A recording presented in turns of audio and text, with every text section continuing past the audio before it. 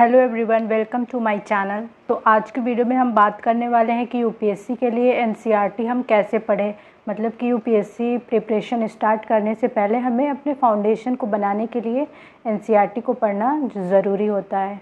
बहुत लोगों की डिमांड थी कि मैं बताऊं कि यूपीएससी के लिए एनसीईआरटी कैसे पढ़ें, कौन कौन सी एनसीईआरटी पढ़ें, क्या हमें 6 से 12 तक की सारी एनसीईआरटीज़ को पढ़ना चाहिए।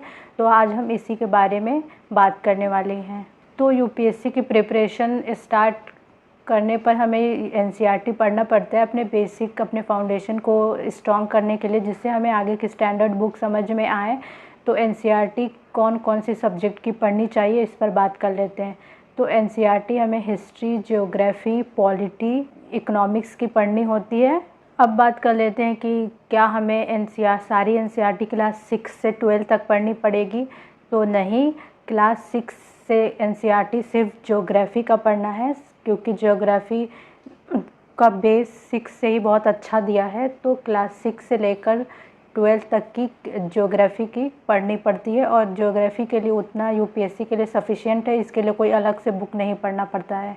तो यूपीएससी के लिए ज्योग्राफी के बुक में क्लास 6, 7, 8, 9, 10, 11, 12 इतनी बुक्स ज्योग्राफी के लिए पढ़नी पड़ेंगी, जिसमें वर्ल्ड का फिजिकल ज्योग्राफी भी होता है, और इंडिया का फिजिकल ज्योग्राफी भी होता है, और इंडियन ज्योग्राफी भी होता है। तो ये सब ज्योग्राफी के लिए पढ़ना है। उसके बाद करते हैं पॉलिटी की। तो पॉलिटी के लिए सिर्फ 11th 12th की बुक्स पढ़नी है, ताकि आपको लक्ष्मीकांत समझ में आए। वैसे अगर कोई नहीं पढ़ता है इसके लिए एनसीईआरटी, तो डायरेक्ट लक्ष्मीकांत पढ़ना स्टार्ट करता है। तो कुछ चीज़ें हैं जो डायरेक्टली समझ में नहीं आती, उसके लिए एनसीईआरटी देखना पड़ता है। तो उससे अच्छा है कि एनसीईआरटी को ही 11th और 12th की पॉलिटी की एनसीईआरटी पढ़ ली जाए। उसके बाद बात करते हैं हिस्ट्री की। तो हिस्ट्री के लिए एंशिएंट और मेडिवल के लिए ओल्ड एनसीईआरटी पढ़ना ज़रूरी होता है। इसके लिए कोई स्टैंडर्ड बुक नहीं पढ़ना है, सिर्फ एनसीईआरटी की ओल्ड वाली एनसीईआरटी पढ़नी है। और जो मॉडर्न हिस्ट्री है, मॉडर्न हिस्ट्री के लिए एनसीईआरटी नहीं पढ़ना है। अगर आप चाहो तो पढ़ सकते हो न्यू वाली, लेकिन उसकी कोई ज़रूरत नहीं है, उसके लिए स्पेक्ट्रम सफिशिएंट है। तो मॉडर्न हिस्ट्री के लिए सिर्फ स्पेक्ट्रम ही पढ़ना है और कोई बुक नहीं पढ़नी है। अब बात कर लेते हैं कि इकोनॉमिक्स के लिए हमें कौन कौन क्लास की एनसीईआरटी पढ़ना चाहिए।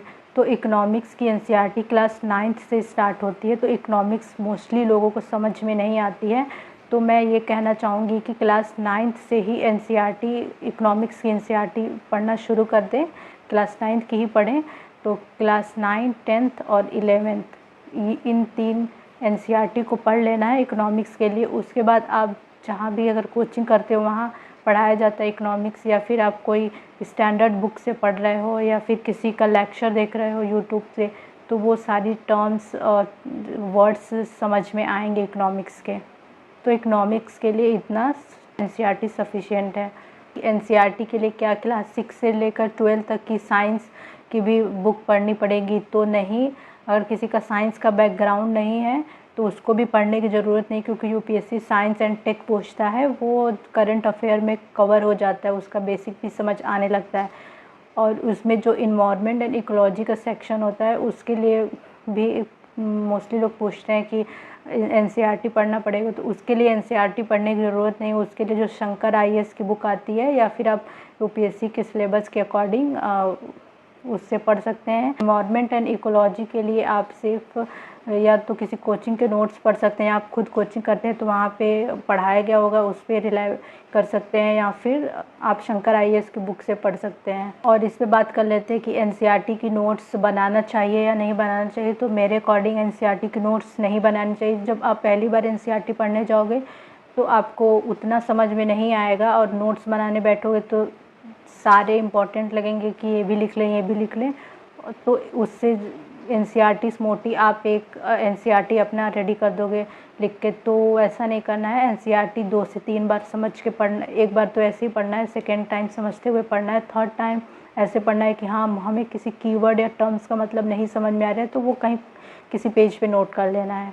आपको ये वीडियो कैसी लगी आप मुझे कमेंट सेक्शन में बताना। आप कोई इससे रिलेटेड डाउट हो, यूपीएससी से रिलेटेड कोई भी डाउट हो, तो आप मुझे कमेंट सेक्शन में कमेंट कर सकते हो, उससे मैं रिप्लाई अगली वीडियो में दे दूँगी। और आपको वीडियो अच्छी लगी हो तो वीडियो को लाइक कर लीजिए।